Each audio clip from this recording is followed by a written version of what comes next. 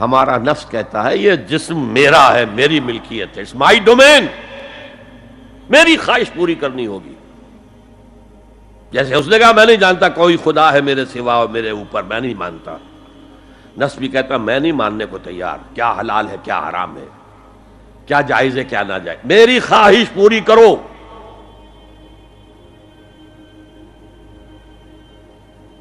اس کے خلاف جہاد، یہ پہلی منزل کا جہاد ہے. اور آپ کو معلوم ہے 3 منزلہ عمارت ہے، تو بلند ترین تو ہے تیسری منزل، اہم ترین ہے پہلی منزل. پہلی منزل بنے گی تو دوسری بنے گی، دوسری ہوگی تو تیسری بنے گی نا. پہلی منزل یہ ہے اور اہم ترین یہ ہے. اسی لیے مولانا روم نے کہا نفس ماں ہم کم ترس فرعون نیست، میرا نفس بھی فرعون سے کم نہیں ہے، لیکن ایراعون نیست، اس کے پاس لاؤ لشکر تھا. اس نے زبان سے بھی کہہ دیا تھا انا ربکم الاعلی، میں ہوں خدا. میرا نفس بیچارہ اس کے پاس کوئی لاؤ لشکر نہیں، زبان سے تو یہ کچھ نہیں کہتا، اندر یہی کہتا میں بادشاہ ہوں اس وجود کا، میری مرضی پوری ہو. تو اسٹرگل اگینسٹ دس بیسر سیلف، ایک سیلف ہے اونچی سیلف، خود ہی انا ایگو، اور ایک ہے یہ بیسر سیلف، حیوانی جبلتیں جو اندھی بہری ہیں، جو حلال اور حرام سے انہیں کوئی غرض نہیں، ان کے خلاف جہاد کرنا. آپ نے فرمایا صلی اللہ علیہ وسلم المجاہد من جاہد نفسہ، اصل مجاہد وہ ہے جو اپنے نفس کے خلاف جہاد کر سکے. تمہارے اندر یہ دشمن تو بیٹھا ہوا ہے، تکڑا ہے، تمہیں کنٹرول کر رہا، چلے آؤ باہر کے دشمنوں سے جہاد کرنے کے لیے. تم نے ٹانگے کو گھوڑے کے آگے باندھ دیا. اور ایک دفعہ حضور سے پوچھا گیا ای الجہاد افضل یا رسول اللہ، اے اللہ کے رسول سب سے افضل جہاد کون سا ہے؟ فرمایا ان تجاہد نفسک فی طاعت اللہ، اپنے نفس کے خلاف جہاد کرو، اسے اللہ کا مطیع کرو. یہ جو اندر کی کشمکش ہے، کشاکش ہے، یہ جہاد فی سبیل اللہ کا نقطہ آغاز، اللہ کا مطیع بنانا ہے نفس کو.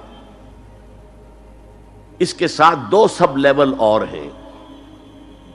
اس نفس کو بھڑکانے والی ایک قوت ہے انویزیبل، اور ویزیبل بھی ہے.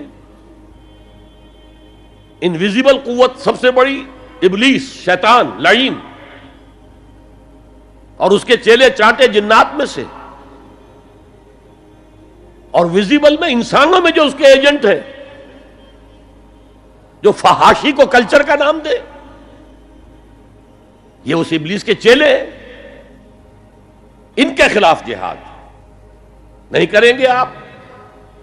اگر آپ ان کے خلاف ایگریسو ایٹیٹیوڈ اختیار نہیں کریں گے تو آپ ان کے دباؤ میں آ جائیں گے.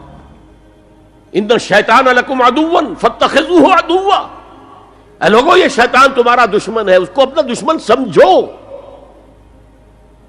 وہ تمہیں سبز باغ دکھاتا ہے، بدی کو مزین کر کے دکھاتا ہے، اچھے اچھے نام اس کے رکھ دیتا ہے، اور تمہیں آمادہ کرتا ہے بدی کے ارتکاب پر. نہیں، وہ تمہارا دشمن ہے. افتتخذونہ وذریتہ اولیاء من دونی، تم مجھے چھوڑ کر اسے اور اس کے چیلے چانٹوں کو تم اپنا دوست بناتے ہو. نہیں، شیطان کے خلاف جنگ کرو. اور تیسرا اس پر سب لیول کیا ہے؟ معاشرہ اگر بگڑا ہوا ہے، اس کا عمومی رجحان برائی کی طرف ہے، تو سوشل پریشرز آپ کو ادھر دھکیلتے ہیں. جیسے کہ اگر کوئی موب جا رہا ہے تو اس کے ساتھ چلنا تو بہت آسان ہے، وہ خود ہی آپ کو دھکیلتا ہوا لے جائے گا. اس کے خلاف چلنا بہت مشکل کام. ہو سکتا ہے آپ بڑی زور لگا کے 4 قدم آگے بڑھیں، پھر کوئی ریلا آئے 10 قدم پیچھے لے جائے. تب 2 ہی راستے ہیں، زمانہ بات و نسازت تو بعد زمانہ بے ساز. یا تو پیسو معاملہ ہے، زمانہ تمہارے ساتھ سازگاری نہیں کرتا، چھوڑو تم زمانے کے ساتھ سازگاری اختیار کر لو، چلو تم ادھر کو ہوا ہو جدھر کی. ایک یہ ہے کہ نہیں، زمانہ بات و نسازت تو بعد زمانہ ستیس، زمانہ اگر تمہارے ساتھ سازگاری نہیں کر رہا تو زمانے سے جنگ کرو، لڑو، ریزسٹ کرو۔ تو 3 جہاد ہو گئے فرسٹ لیول کے، 3 سب لیولز۔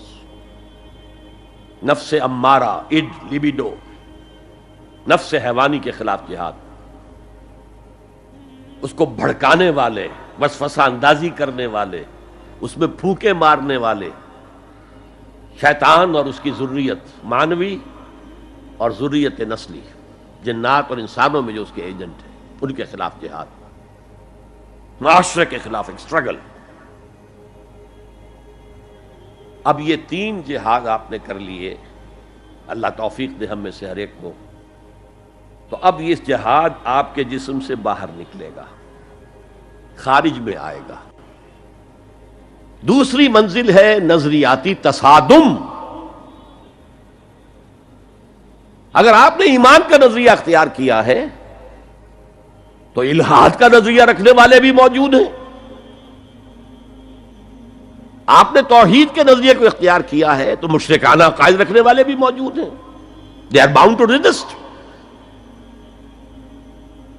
اس کے خلاف جہاد کرنا ہوگا، محنت کرنی ہوگی، اپنی بات کو دلائل سے ثابت کرنا ہوگا، اپنی بات کو اچھے انداز میں حسن اسلوب سے لوگوں کے دلوں تک پہنچانا ہوگا۔ ظاہر بات ہے وقت لگے گا، جان کھپے گی، اور اگر آپ انتہائی سنسیئر ہیں یہ آپ کا ایک لائف لانگ اور ہول ٹائم جو ہے آپ کی انگیجمنٹ ہوگی یہ۔ اینڈ ٹائم از منی۔ جہاد بالمال، جہاد بالنفس۔